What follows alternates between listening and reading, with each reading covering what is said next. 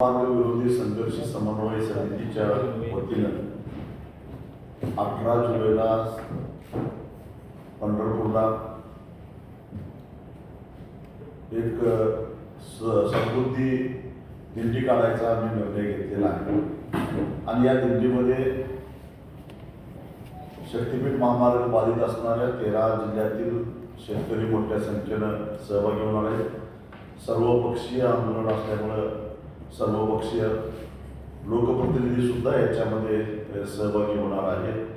अनेक लोकप्रतिनिधींच्या बरोबर मी स्वतः बोललेलो आहे. बंटी पाटील साहेब असतील, आमदार जयंत पाटील साहेब असतील, दयशील मोहिते पाटील असतील किंवा प्रणिती शिंदे खासदार प्रणिती शिंदे असतील, कैलास पाटील, अमित देशमुख, त्याचबरोबर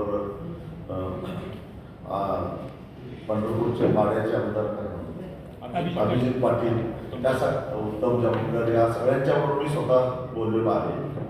आणि आमचं म्हणणं एवढंच आहे की आषाढी एकादशीच्या निमित्तानं महाराष्ट्रातल्या वारकऱ्यांची मांदियाळी पंढरपूरला जमलेली असताना ज्या संत सावतामाळीने खऱ्या अर्थानं शेतीमध्ये कांदा मुळा भाजी पिकवता हा पंथ वाढवला, अभंग रचले, अभंगाची रचना केली.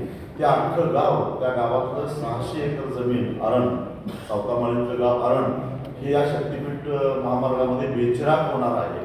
मग ही कसली देवाची आराधना? इथं एका पांडुरंगाच्या भक्ताचं जन्मगाव हे पूर्णपणे या महामार्गातून नष्ट व्हायला निघालेलं आहे.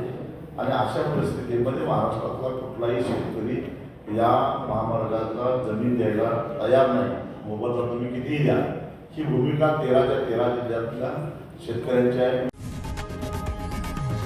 लोकशाही मराठी ऐका, पहा, जागरूक रहा.